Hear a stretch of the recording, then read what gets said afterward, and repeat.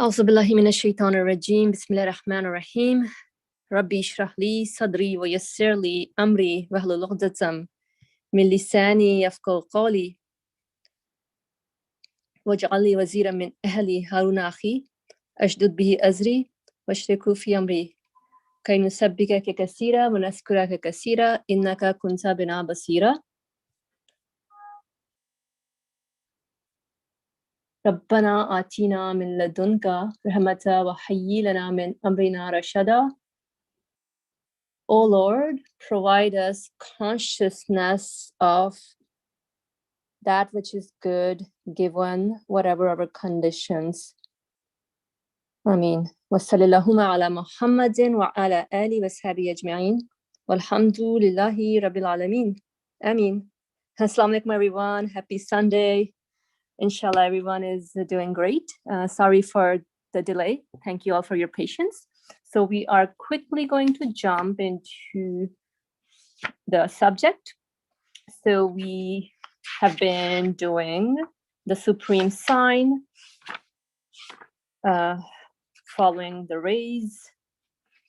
We've reached up to page 152. So we've been traveling with our buddy, Nursi, really a great friend who's been taking us on this interesting journey of different realms that we encounter in our journey here. We went to the sea world, we went to the forest, the galaxies, you name it, perhaps even things we may have missed, but it's been an exciting journey thus far. And then lately we came to the world of the human being, an interesting, marvelous world. It's very rich and we need to discover lots and lots of interesting jewels hidden. Although we may think that, oh yeah, I know myself, really, but no, it's a journey that does not end. And so thus far we came across how every moment we are inspired with different feelings, emotions, qualities, motivation to do various things. And so how many times am I actually questioning the source of existence of this inspiration? Or is it just randomly coming in out of the blues? Or is there actually someone communicating something to me? And if that is so, then that's exciting. Because then it seems that I'm in a direct relation with this someone, or what we conclude to be the source of our existence. In other words, the creator of the universe. And so we touched upon how can I see the difference between revelation versus inspiration, where revelation being it's a speech that comes to me not directly, but through a medium, an envoy, a messenger, or an employee from the creator of the universe. And so that's how I get that speech. Rather than inspiration, it's direct and it's a very intimate relation and communication. However, I need to be watchful with inspirations because some of them can be false whisperings, which we refer to as Satan.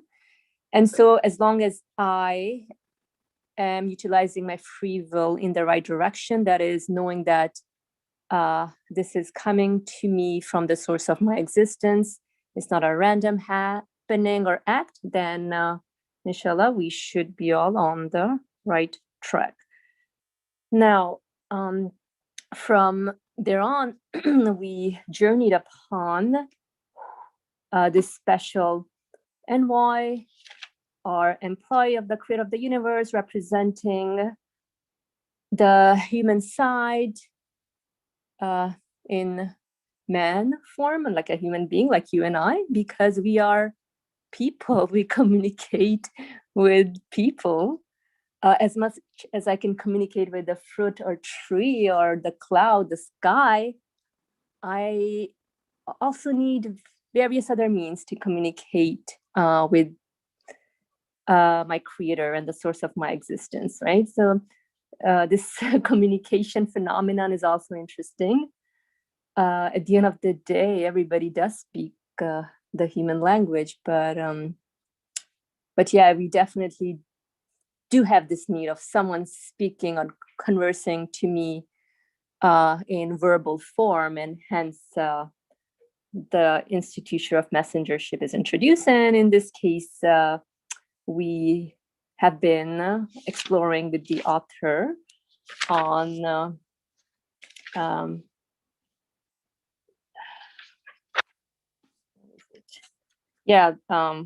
I guess the miracles of Muhammad, peace and blessings be upon him. How do I understand that? And it's interesting how last week we went over how everything is introduced to me. So if somebody comes to me claiming to be, I don't know, the owner of the Eiffel Tower. Sorry, I grew up in Paris, so by my window, I used to watch the Eiffel Tower, which was just next to my school building. So I would look at my school and then, both of the monuments at the same time. So I cannot think of anything else. And so obviously I have to be like, hello, who are you? Right? Show me your credentials and so on and so forth. So that's how it works in our real lives. We just cannot take things at face value. We investigate, we do some digging. We gotta be convinced. We ask people, hey, show me your evidence, right? And so it was very interesting how really one can even conclude that Muhammad, peace and blessings be upon him, is really this employee of the creator of the universe. So how does he present himself is really, first of all, he's claiming that he's acting on behalf of the creator of the universe.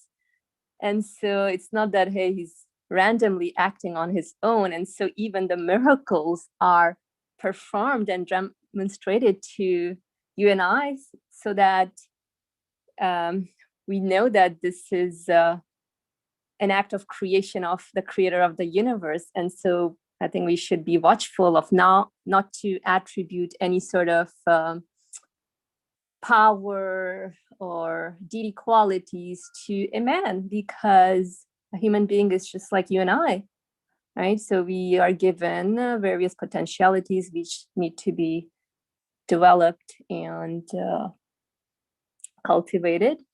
So these were some of the interesting highlights from last time. And then from there on, there were some really interesting points. I think, the main thing was that I need a human being to represent to me the speech of my maker. Otherwise, how can I obey the creator of the universe if I don't have an exemplary pattern to follow?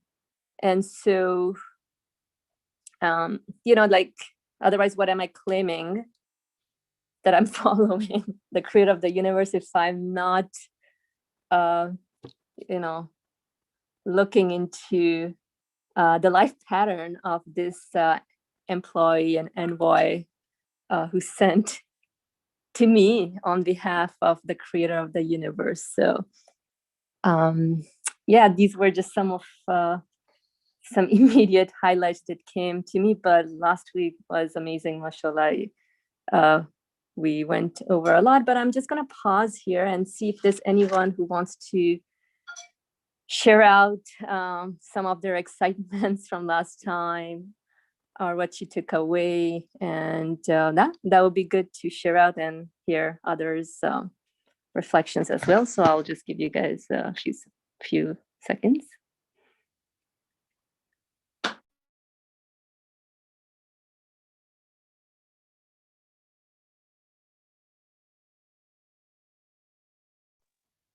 All right, no worries. So happy Sunday again, everyone. Hope you all are enjoying your nice sunny Sunday afternoon. So inshallah, I think we should dive into the text where we left off. So that should warm us up more. And let's get started. Bismillah. So again, those of you who joined us in, we are reading from the Rays, the Supreme Sign, and we are on page 152. Again, page 152. I'm sorry, not page 152. Page, oh, this is weird. In the book, it's page 1. Okay. So yeah, so page 152 of the Rays. Bismillah. With the Jawshan al-Kabir, from among his thousands of supplicatory prayers and invocations, he describes his sustainer with such a degree of gnosis that all the gnostics and saints who have come after him have been unable, with their joint efforts, to attain a similar degree of gnosis and accurate description. With the Jawshan al-Kabir, from among his thousands of supplicatory prayers and invocations. So this is talking about Muhammad's peace and blessings be upon him. So I guess that's the name of some of his supplicatory prayers and invocations. So in this particular invocation, he describes his sustainer with such a degree of gnosis that all the Gnostics and saints who have come after him have been unable, with their joint efforts, to attain a similar degree of gnosis and accurate description. I'm not much familiar with what gnosis means, but perhaps it's really referring to what we refer to as saints, are people who are really serious in their existence and striving hard and utilizing their potentialities to unravel more of the qualities of their makers. So if anyone has any take on what that means, but for now we'll just leave it to that. But at any point, feel free to share out. And so I think what's going on is so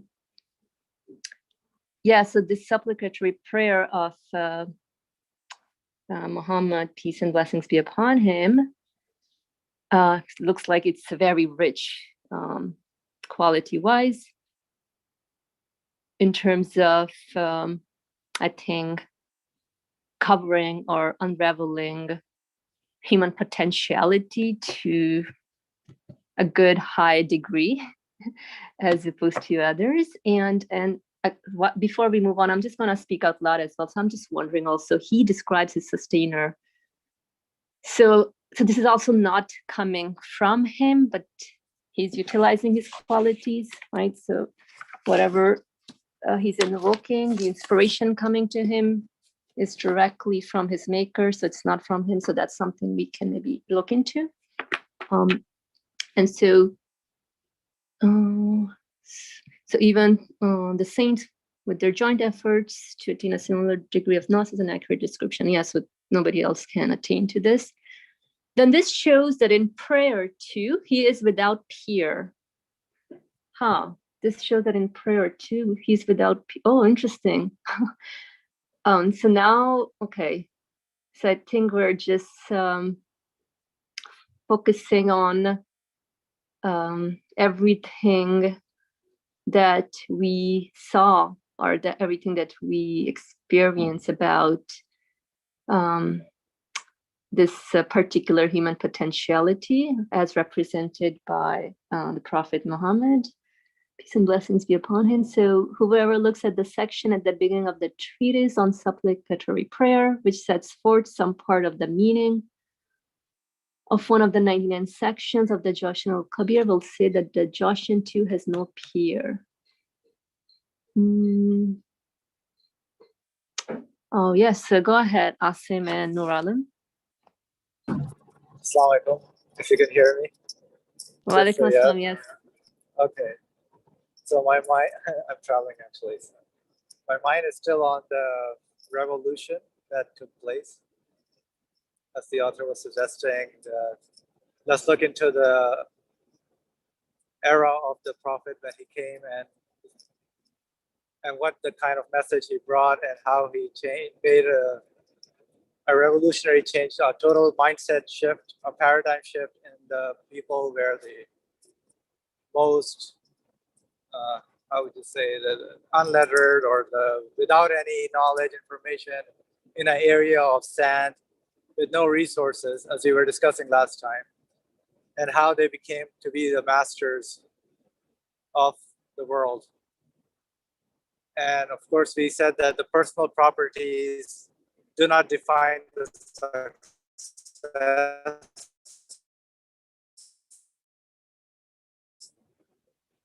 of bringing the message, being supported by the one who has sent him and who's the owner of the universe.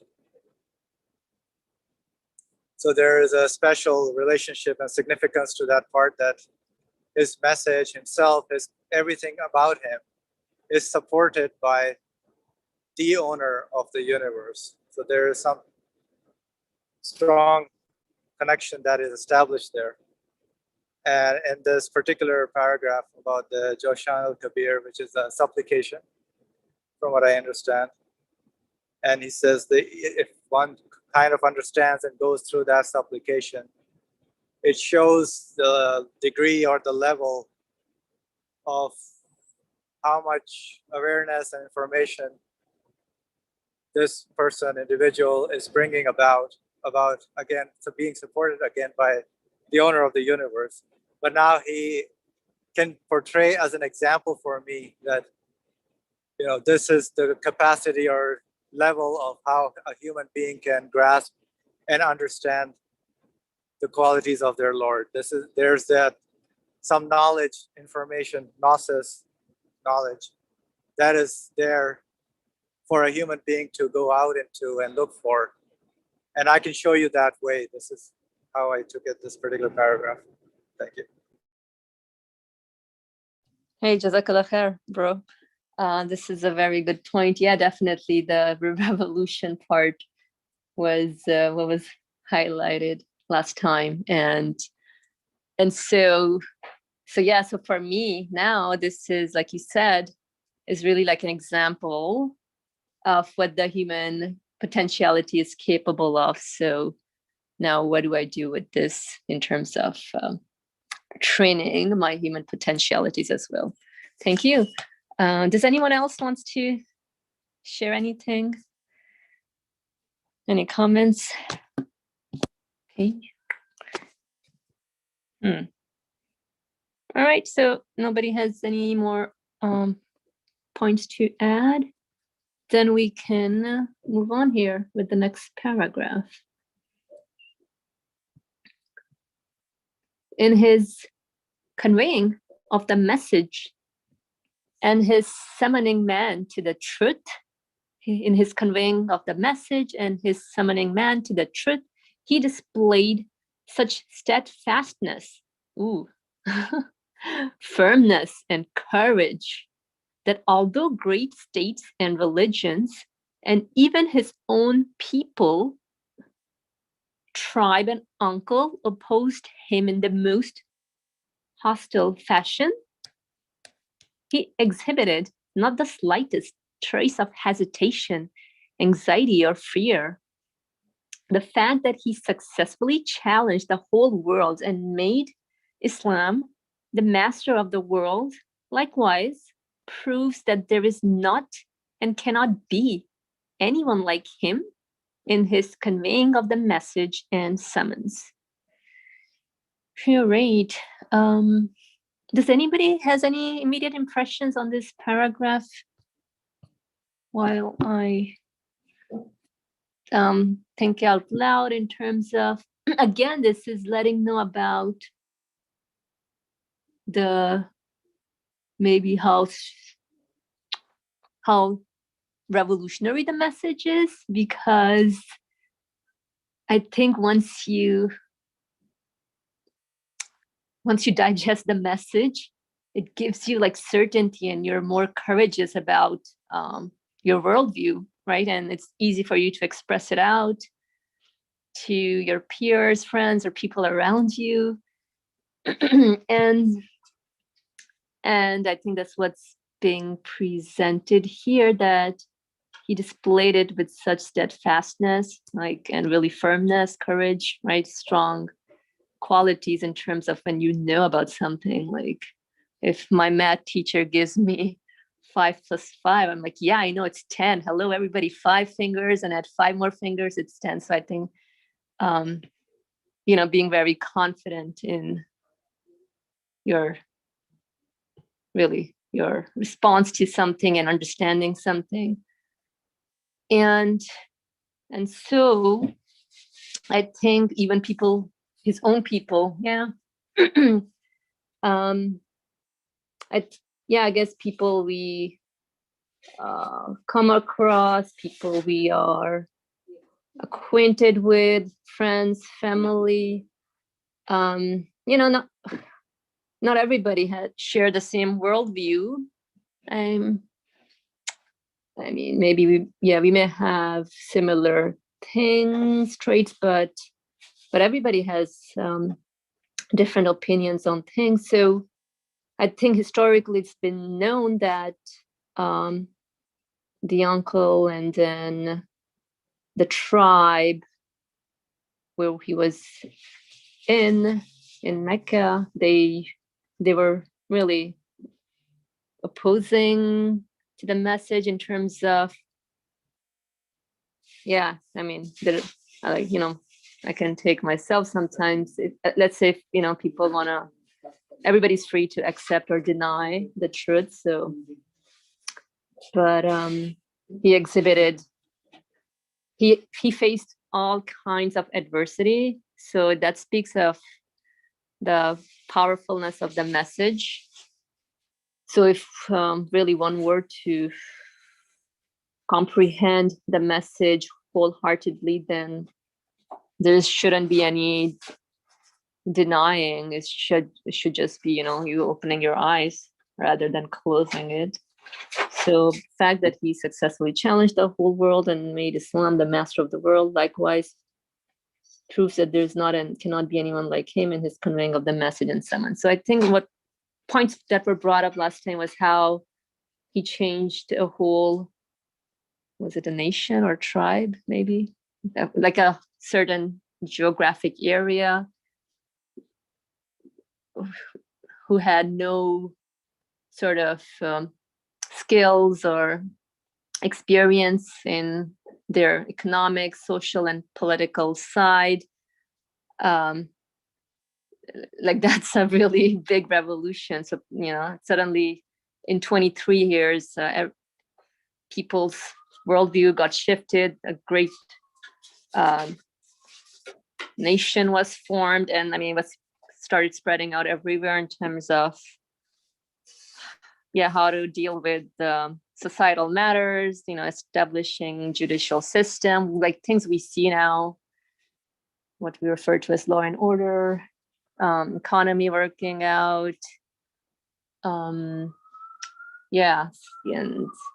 guess we can all make sense of it in terms of what we see here. But I think the point here is, like, in 22 years time, like something like this happening, it's really revolutionary.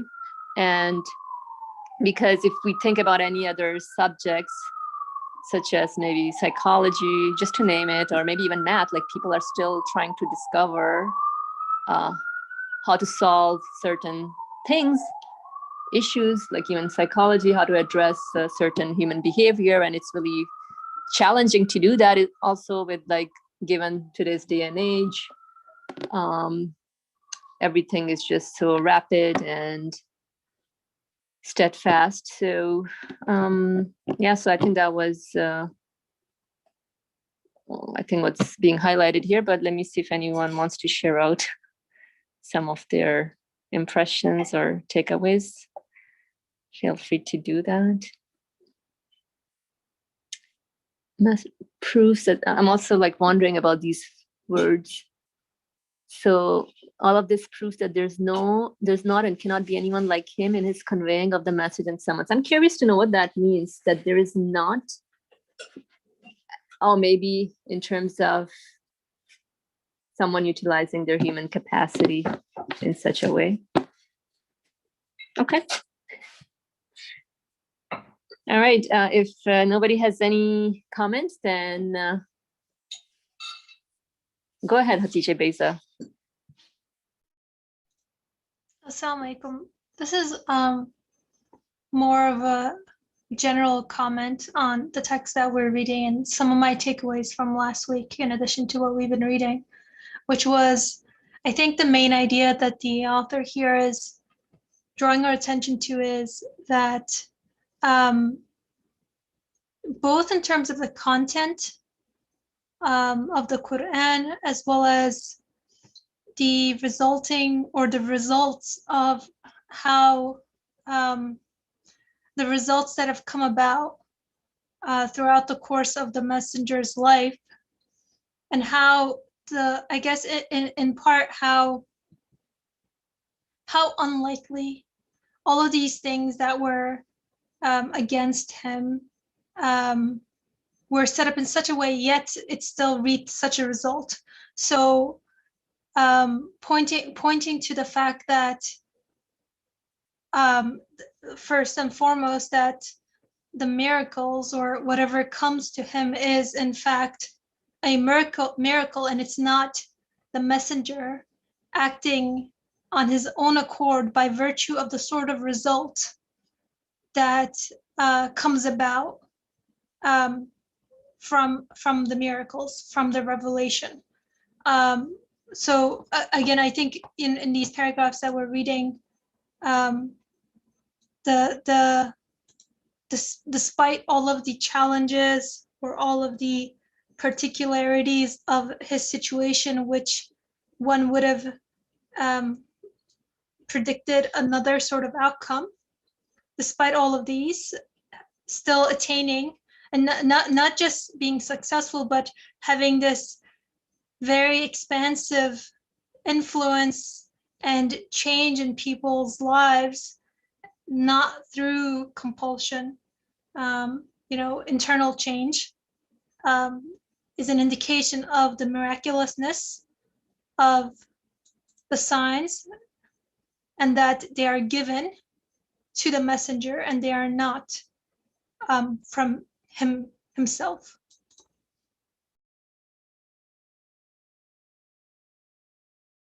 Jazakallah khair, Hatice Beza. Excellent points. Thank you for sharing. Again, going into this revolutionary change that even historically we see it, and also what is being encouraged is that we apply it within ourselves. But I think knowing it, that how the internal change took place, or the transformation in people's life took place without any sort of, like you said, external compulsion, is really clear indication that it's divinely inspired. It's not the work of a human being. And so this really demonstrates that this person is not acting on his own accord from the type of result that we see. So, excellent points. Any more sharings? Okay. If there are no more sharings, or if you have any questions, feel free to raise your hand. If not, then we'll move on to the next para. Okay. In his faith, he had so extraordinary a strength, so marvelous a certainty, so miraculous a breadth, and so exalted a conviction, illumining the whole world. Oh, this is big. Illumining the whole world. This is interesting, right? That is just, it's a universal message, illuminating the whole world, that none of the ideas and beliefs then dominating the world. Oh, then dominating the world. Okay, so it's still referring to his era in terms of how things happen in 23 years. So, and none of, okay, that none of the ideas and beliefs then dominating the world, and none of the philosophies of the sages and teachings of the religious leaders.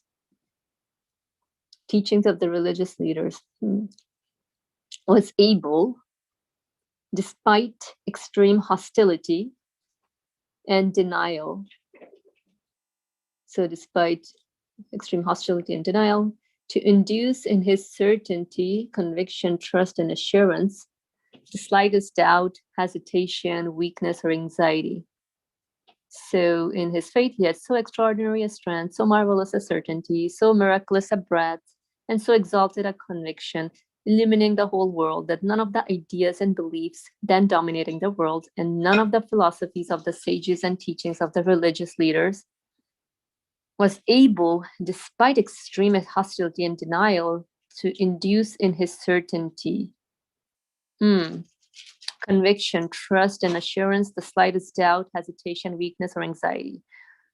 It's interesting that despite facing all sorts of hostility externally, but if you are convinced within, right, then yeah, it shouldn't do anything to you. Once you are resolute and take on a stance of what you deem to be the truth, then any sort of slightest doubt, hesitation, doesn't even make sense. It's just like things just repel out. Moreover, the saintly of all ages, headed by the companions, the foremost in the degrees of belief, have all drawn on his fountain of belief and regarded him as representing the highest degree of faith. This proves that his faith too is matchless. This is interesting. Just curious to know about this part. I think, because I think if we go back to inspiration, which is really what one's heart concludes, and that's really based on everyone's individual capacity. So in that regards, this point does make sense. And so our traveler, therefore, okay, so you and I, let's conclude. Therefore concluded and affirmed with his intellect that lying and duplicity have no place in the one who has brought such a unique sacred law. So so person cannot be lying if it's changing, transforming lives of like millions of people, and then it's happening in 23 years and people are being enlightened, so can't be a lie. So he's brought such a unique sacred law. Such an unparalleled Islam, such a wondrous devotion to worship, such an extraordinary excellence in supplicatory prayer, such a universally acclaimed summons to the truth, and such a miraculous faith. All right. Interesting. Does anyone want to make a comment here?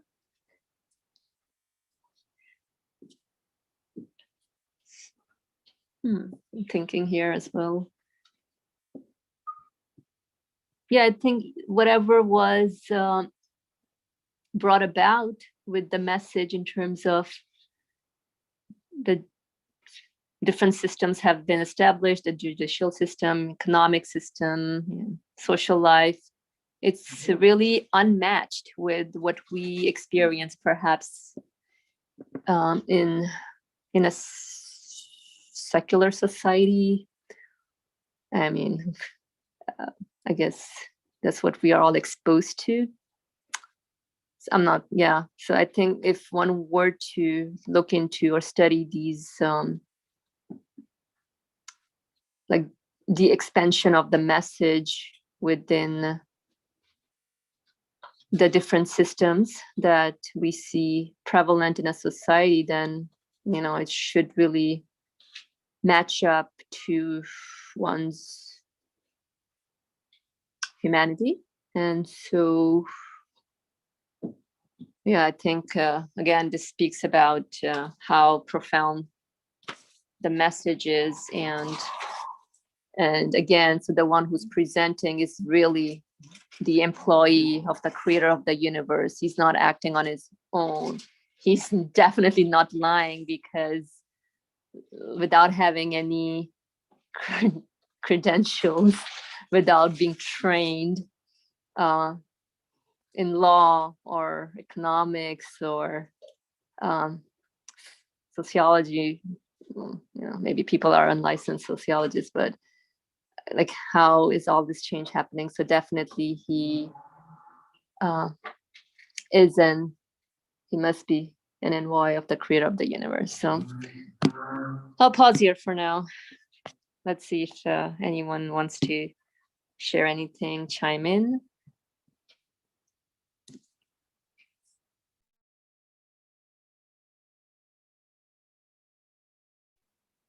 All right, so I guess everybody's all good, inshallah. Then we can move on to the fourth. The fourth. In the same way that the consensus of the prophets is a strong proof for the existence and unity of God, so too it is a firm testimony to the truthfulness and messengerhood of this being. I think so. We're really concluding the messengership of Muhammad, peace and blessings be upon him. So in the same way that the consensus of the prophets is a strong proof for the existence and unity of God, so too it is a firm testimony to the truthfulness and messengerhood of this being. So I think,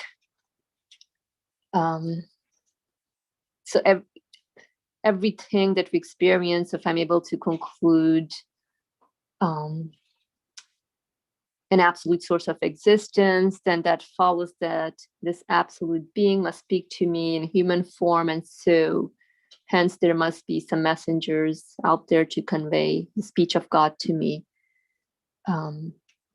Okay, and then for all the sacred attributes, miracles, and functions that indicates the truthfulness and messengerhood of the prophets, peace be upon them, existed in full measure in that being according to the testimony of history. For all the sacred attributes, miracles, and functions that indicate the truthfulness and messengerhood of the prophets, peace be upon them, existed in full measure in that being according to the testimony of history. So what he's bringing is the message that Muhammad, peace and blessing be upon him, is bringing is no different than historically what has been known from the other messengers and prophets to deliver as well. And so the prophets have verbally predicted the coming of that being and given good tidings. They're often the Torah, the Gospel, the palms, I don't know how to say that, and the pages. More than 20 of the most conclusive examples of these glad tidings drawn from the scriptures have been set forth and proven in the 19th letter. Okay, so again, what the author is presenting is really how all revelations if we were to look into it historically, they all gave the news of wait, what is it? The coming of the being. I think they all give news of revelation or prophethood. I'm not sure on that regards, but this is as far as I understand. Similarly,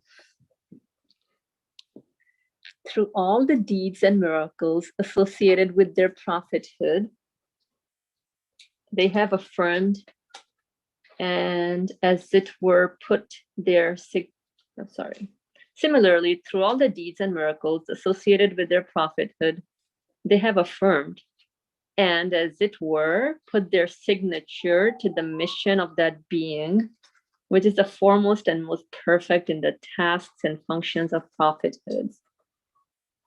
Just as through verbal consensus, they indicate the divine unity, through the unanimity of their deeds, they bear witness to the truthfulness of that being. This too was understood by our traveler.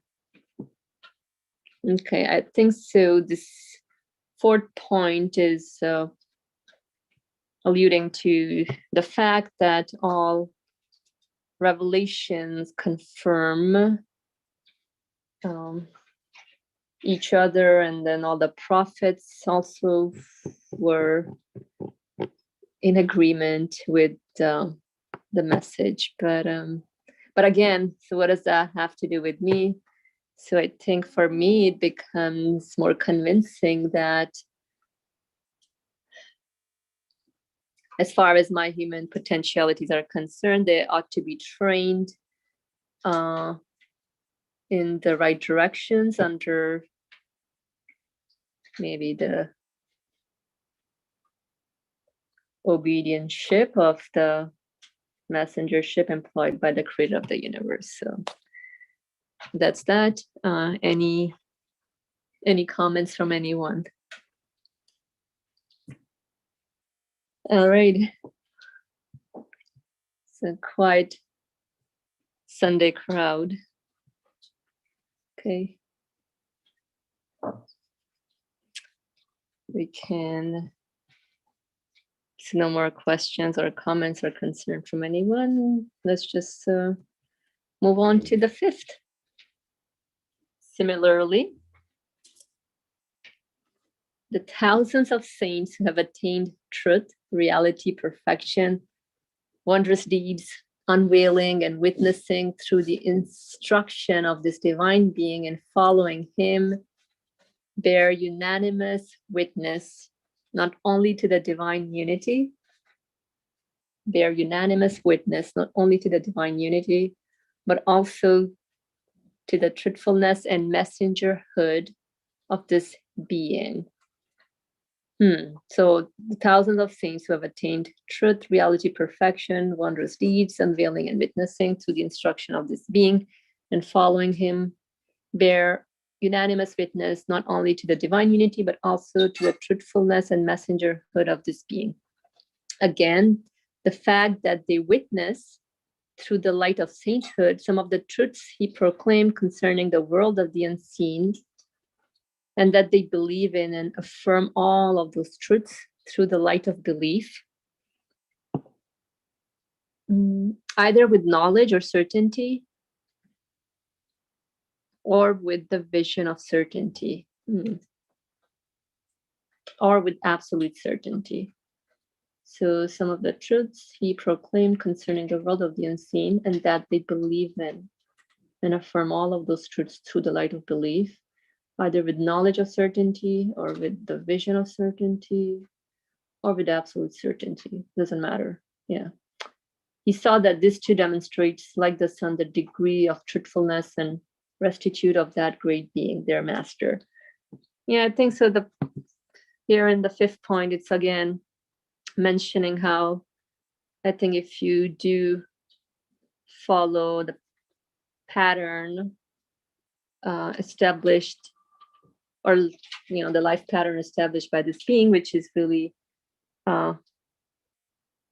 provided by the creator of the universe, so this being is acting on behalf of the creator of the universe, then you should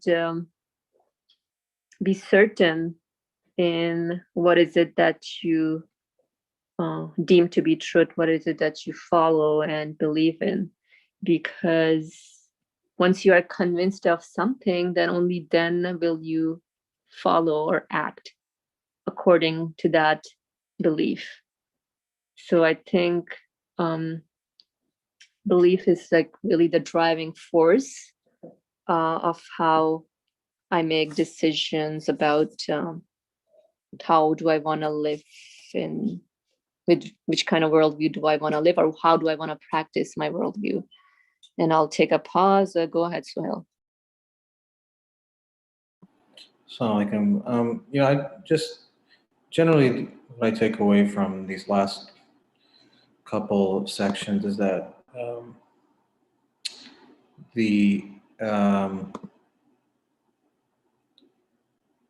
somebody who sort of denies or challenges the prophethood, it's almost as if that individual is saying that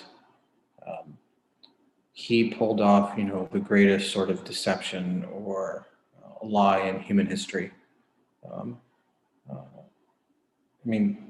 Denying prophethood means you're going against sort of the truthful statements of millions, if not billions of people, which is a very big claim to make, whether they're, scholars, saints, prophets, it doesn't matter. That is quite the statement to make, denial or denying his messengership and what the message he brought. So, such a big claim requires tremendous proof, but no such thing exists. So, it's rather, as was said before, if it did have any power, sort of denying a messengership, it would take the world by storm. It would be so powerful and explanatory that people would willfully submit to it. But that's never happened in human history. Even today, the vast majority of people do not deny some sort of,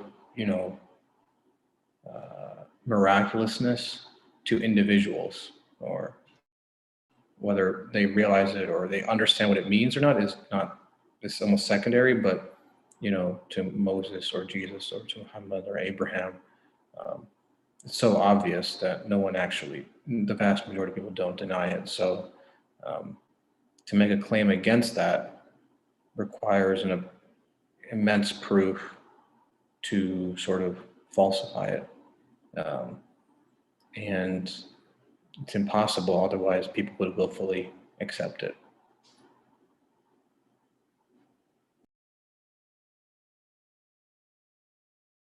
Jazakallah khair for your comment. Yeah, interesting point.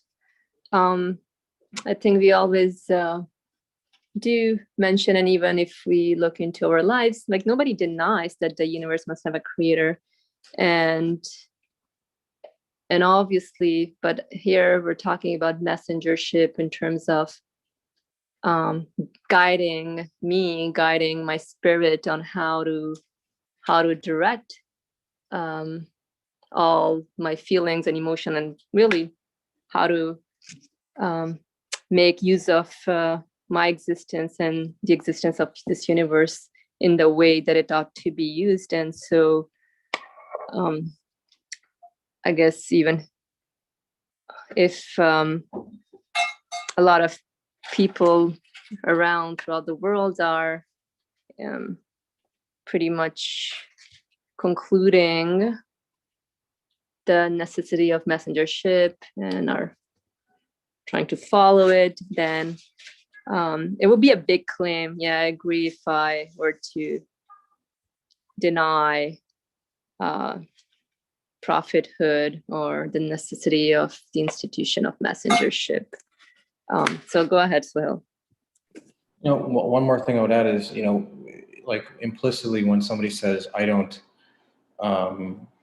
acknowledge messengership, or that there are people who are sent to provide guidance, that, implicitly that's saying that, well, then the source, because if you don't accept messengers, who are you going to accept? No one. If you say, okay, I'm going to accept some sort of philosopher or some thinker, for you, he's your quote unquote messenger. Because it's somebody beyond you, somebody who's not you. So if you don't accept them, the only person you're left to accept is yourself, which is a very big claim to say that, I am my own source of guidance. So I know what the Creator, I know precisely or exactly, without any doubt, what the will of the Creator of the whole universe desires of me. That is a very big claim to make.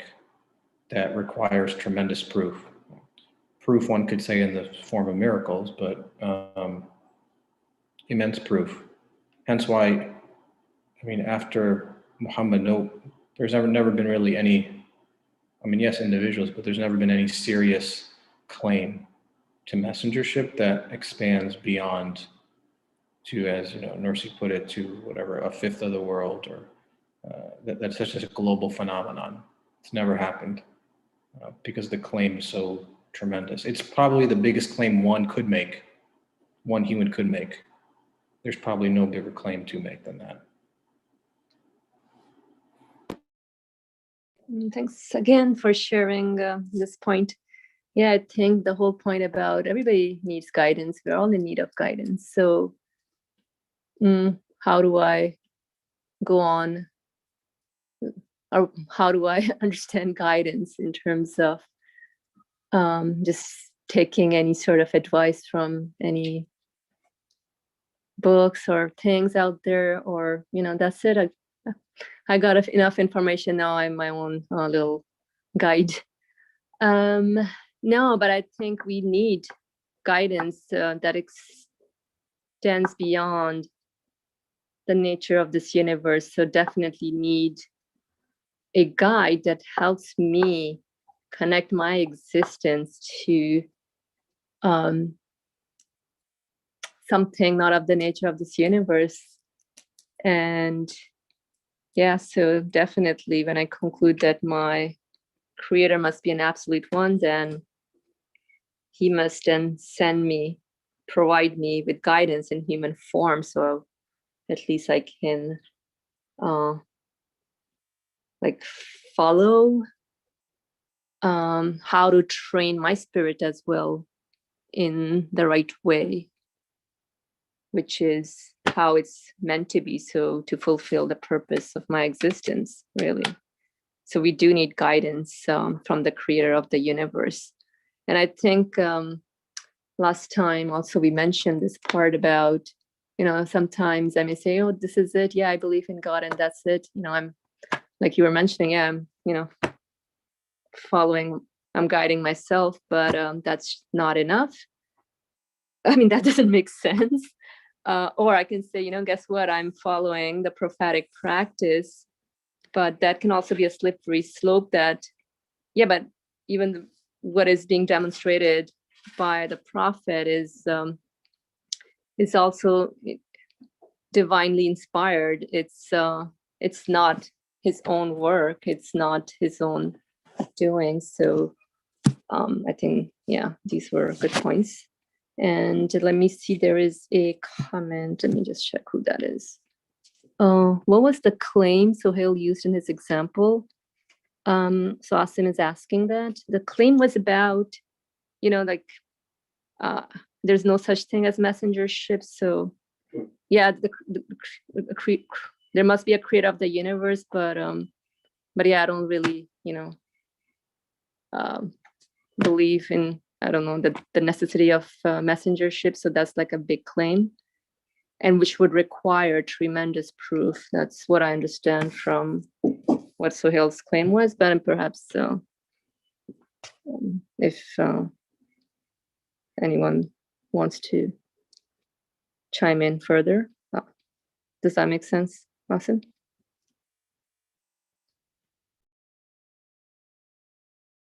All right, so at any point, feel free to communicate.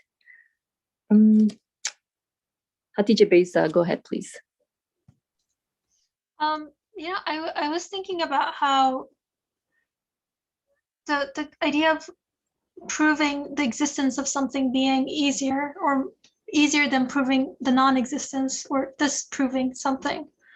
And in relation to the case of the miraculousness of the signs of the messenger and his message, and in one respect, because of how extensive the message is, it's quite easy in one respect to find a sign or a proof of the message wherever I may look. So beginning with myself and the universe, everything pointing to the source of its existence. But at the same time, while there are many signs like in front of me and around me and within me, the necessity of the institution of the messengership, of the prophet, of the message, of the necessity of miracles and so forth, they all, in the way that the author is presenting them here to us, it's kind of like evidence or proof upon proof upon proof, in a way that it seems as if there is no way to disprove it. With the example of building a building, for example, it may take a few months if it's quick to build something, but then with a single match, as we've read in other texts, you can essentially burn down the entire building or an entire forest, which took years and years to be established there. So in a way, disproving the message, had there been no truth in it, would have been very, very, it could be instantaneously done, should such evidence exist against it. If I were to look at, as a text had said earlier, if I were to look at the particularities of the historical context of the prophet, for example, all they really needed to do was just write something that was more eloquent than what was presented, instead of going to war, essentially, if they just want to subdue things in a quick, efficient, easy manner, or if you could just prove with just a single example the dishonest nature of the prophet as a person, for example, then you can essentially tie that to the message as well if you wanted to smear it.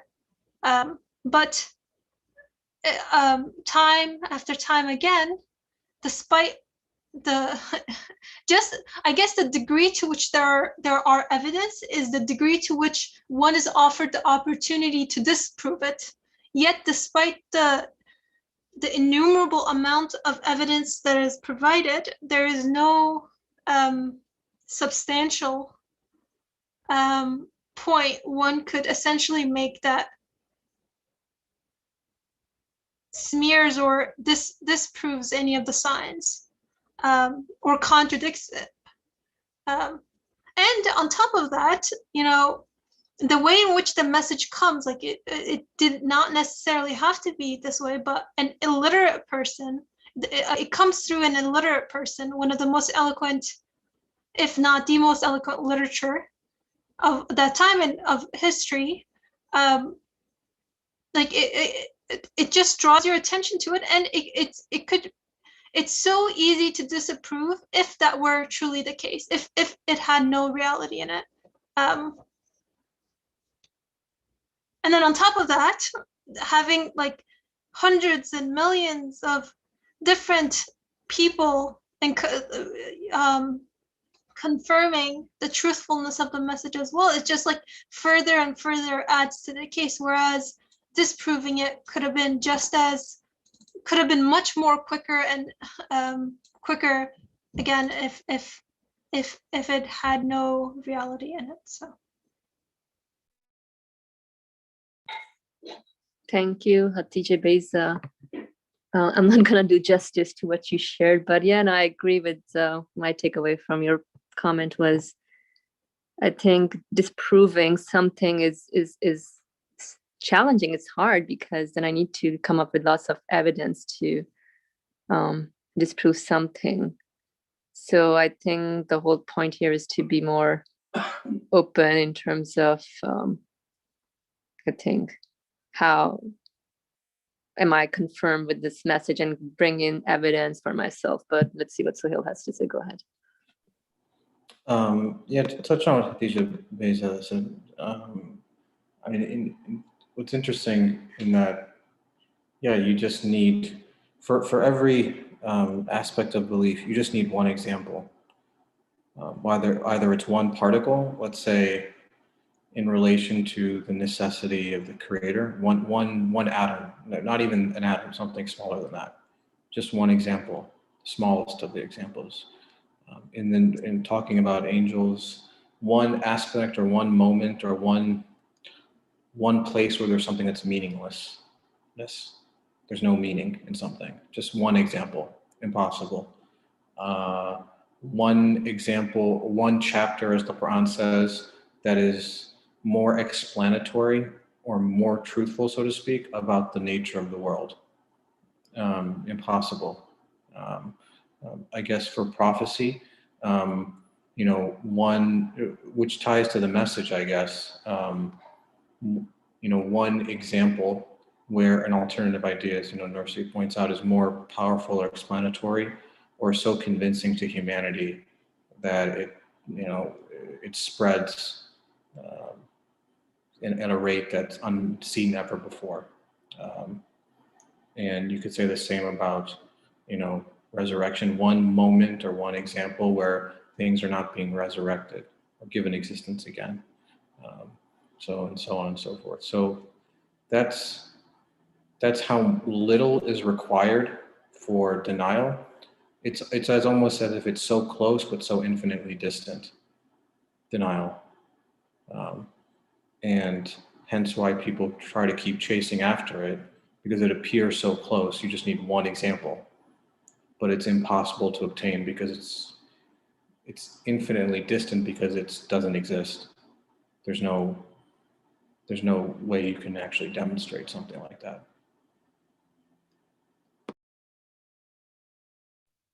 All right, good logic, people. Thank you for sharing. So now we're saying that little is required to deny something. Sure, yeah. You just need one case to disprove something and done. But even that is hard to do in this case of messengership. Okay, thank you. Any other comments from anyone? Okay, if not, then we can move on to the sixth.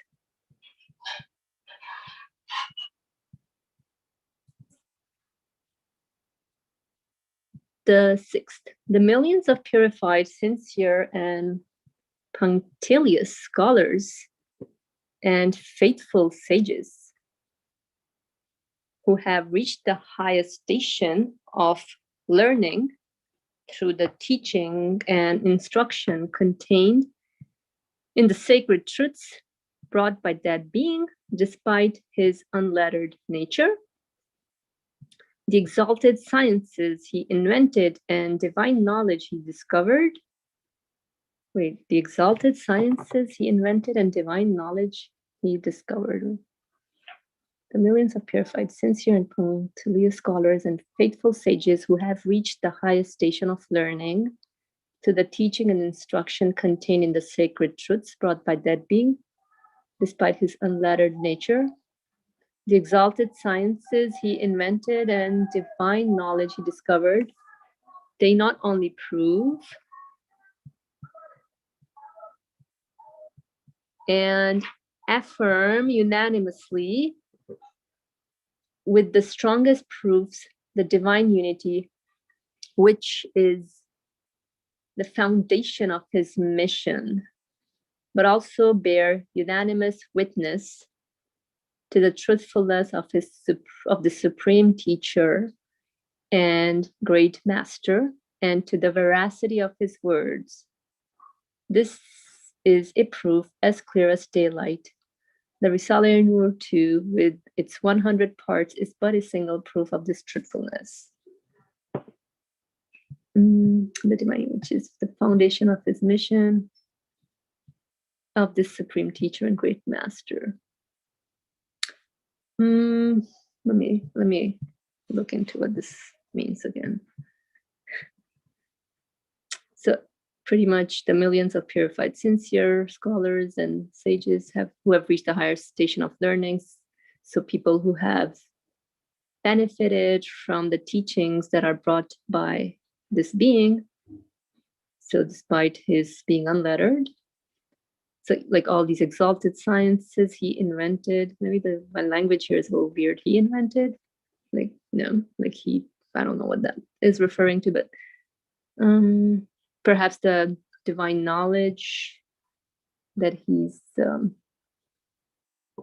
verbally stating, which is really from the creator of the universe. So all of this not only prove and affirm unanimously with the strongest proofs the divine unity. So now we're talking about divine unity, which is the foundation of his mission. It's interesting now. This is his mission, but he's sent here as an employee, but this is his mission to introduce divine unity to humanity.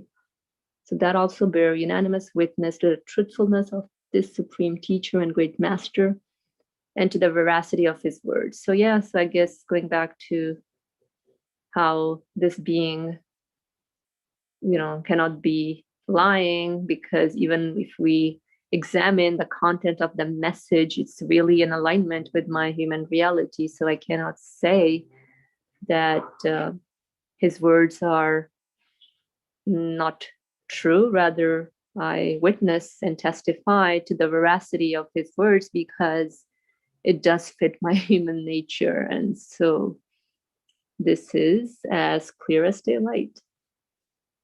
And I think even with the Nursi's writing also help us do that, like, walking the human being through the human journey, putting the human being at the center of the universe. So yeah, it does make sense in terms of how everything is pointing to divine unity. All right, I'll take a pause and see if anybody wants to shed some more light on this sixth point of the supreme sign. I'll go with the Lee Murmur. Go ahead, please. What we have been doing here, we are reading a text which says, let's imagine a person who travels the world in order to understand who is his owner, what his purpose of life should be, what is expected of him in his existence, to understand what the reality of really this universe is all about. It means we have to go through the journey, accompany this imaginary traveler.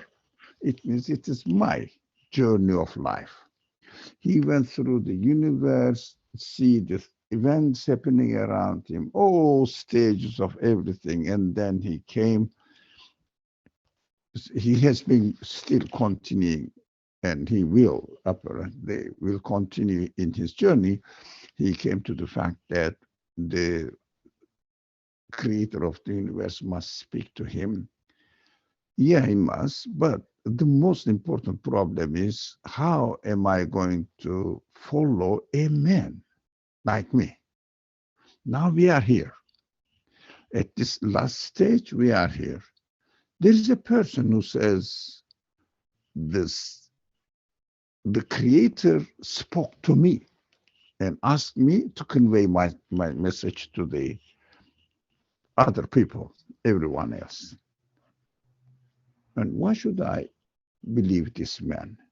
I think this text that we have been reading tries to convince us that we really should take this messenger, this person who claims to be the messenger, it means employed by the Creator, convey the message, represent the message to the people in his personal life, in his personal living conditions, and practice it and leave us an heritage, the rest of the people, and to me, to you, so that we can take his life as a pattern for my own life. He gave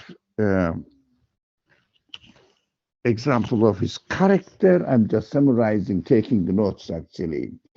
The miracles he performed to the people around him, and the content of his own message that he brought to us, which is the word of the Creator as he claimed to be. This is the word of the Creator because we understood that the Creator must speak.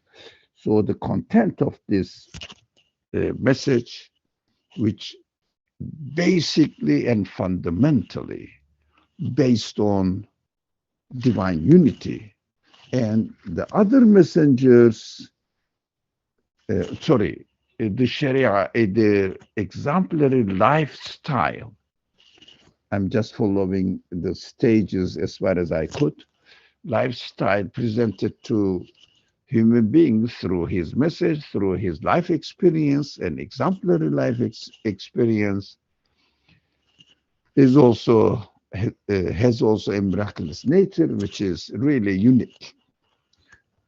Why unique? When you study it, it matches the human nature 100%. And then his own courage, steadfastness, firmness in his claim, despite all previous life conditions threatening his life. Never ever gave up, never ever hesitated. It was so firm in his spreading the message and standing behind the message. And it shows that he is so sure that he is going to be protected by the one who entrusted the message on him. And then the people around him, his companions and friends, really were ready to sacrifice their life for the sake of the truthfulness of his claim as to be the messenger. And then, of course, going back to all other historical figures which are narrated as to be the messengers of God, prophets of God, also unanimously support through their message to what support his message as well, especially in the core unity of God. It means absoluteness of God. They all agree so that they confirm. And those people who experience his lifestyle in their own lifestyle, which are called saints, it means really practicing in their personal lives what the prophet instructed in his teachings through the message that he received from the Creator of the universe. And they were also very satisfied. All of them said, really, when I follow his lifestyle, his understanding, his feelings that he instructed us is really satisfactory. I am experiencing it. That's what they are called, saints. I mean, very closely following the prophetic teaching and being satisfied in their own personal lives with the content of the message that the prophet delivered to human beings. And then it is very interesting in the last section, we have just read, despite his unlettered nature, no education whatsoever. All the scholars, serious scholars, as this the text says, punctilious scholars. It means very punctual, what I understood from it, in their search, scrutinize everything in details, word by word, not word by word, letter by letter, in his message, wrote thousands of them, wrote commentaries on the message he brought to us, and every letter of the message is scrutinized thoroughly by these people. All of them admire the message. All of them admire the message, unless somebody has a political bias, just to oppose the prophetic message and try to discard it, look for any apparent things, make an excuse and deny it. It's obvious they are called Orientalists. They are professional politicians. It is something to do with politics, nothing to do with scholarship. Now they use their scholarship in order to fulfill the mission of their political purposes. Now they have certain objects. So serious scholars, thousands of them united on the truthfulness and consistency of his message, even to the last point. So he discovered the divine knowledge. What does it mean? In his message, introduced what the creator of this universe knows as he speaks to us, as he creates, as much as, of course, his knowledge is being demonstrated in creation, is being revealed in the message. So he discovered means through his message. In his message, he disclosed what God has already disclosed in his message. We understand that whatever is disclosed or explained, presented to us, is from God's knowledge. And also we say that all the scholars affirmed it unanimously, proved that they are really strong proofs. And divine unity, which is the foundation of his mission, is always accompanied with his claim to the prophethood. Look, he claimed to the prophethood and said that I am employed by the creator of the universe to convey what the creator wanted the human beings to know, conveying and practicing it, putting into human practical life. So everybody understood that the truthfulness of the supreme teacher and great master, it means an illiterate man, unlettered person, became the supreme teacher and great master, great master of the scholars. He is unlettered, but he is the great master and supreme teacher of the scholars. They all admired. Why? Not because he was a very knowledgeable, deep, knowledgeable person, because he was transmitting, representing an employee by the creator of the universe. He is the fountain of knowledge. All knowledge we have is just his knowledge, as much as his knowledge is revealed to human consciousness. So that means we have to take this person in the journey of search for our purpose of existence. We have to take this person as well in our age, seriously study what he is teaching, and we have to pay attention his presence in this universe. Although a personal body has died, but his heritage, his message is still alive and waiting for to be waiting to be explored and followed by the people. Let's go and do that together. That's what I have been following from the text, and took my lesson. Oh yeah, I have to take this person seriously and pay attention to it, get lesson from it in order to learn the purpose of my existence. It will be a great source for me to explore. That's what I understood so far. The text is almost, clear, self-evident speaking.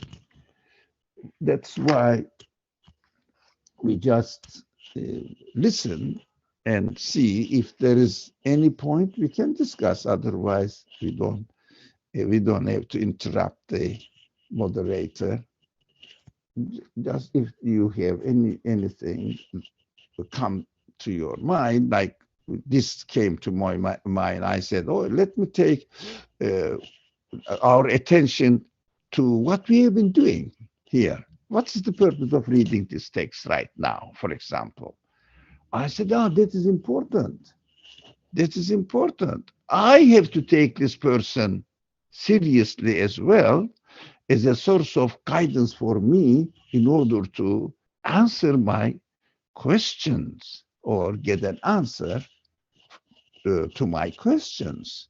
Inquiry, why I am here, what am I going to do here in this world? Thank you.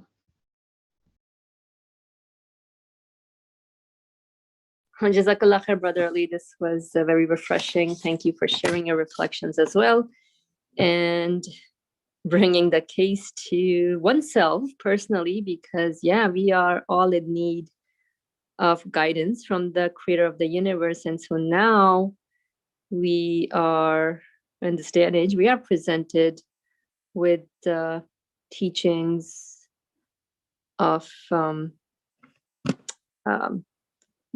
messenger of the creator of the universe. So definitely we should explore it further, because the body, of course, we all know everything is a means here, but the message is still alive, and so we need to explore it so we can follow it in order to make our existence a meaningful one here. I know Sohail had his hand up, but let me just check in if you still want to make your comment.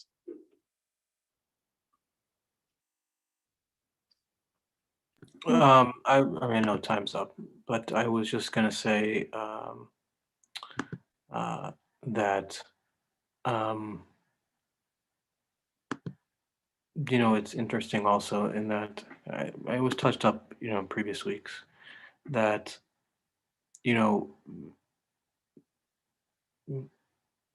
his prophecy or messengership, emphasized sort of an inquiry of the self, or self-reflection and examination of the universe, because that's what the Quranic message emphasizes.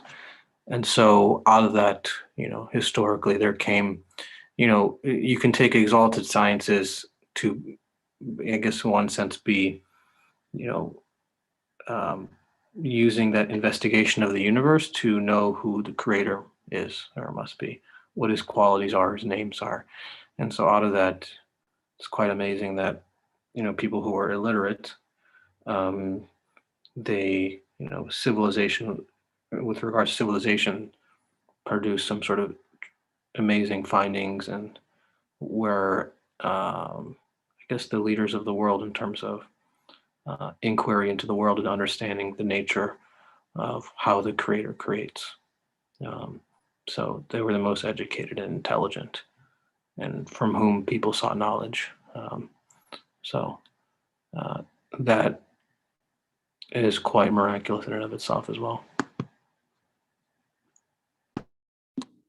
Thank you for your comment. Yeah, I was wondering about the exalted sciences. So yeah, it's clear in terms of me inquiring or investigating the universe, including myself in it. So interesting things get discovered. And thank you, everyone, for your comments and participation and joining us in. We will end here for today, inshallah, and we will proceed with the 7th next Sunday, inshallah. Bismillah ar-Rahman ar-Rahim. Subhanaka la ilma lana illa ma 'allamtana innaka antal alim al-hakim. Glory be unto you. We have no knowledge save except that which you've taught us. Indeed, you are all knowledgeable, all wise. Wa akhiru da'wahum alhamdulillahi rabbil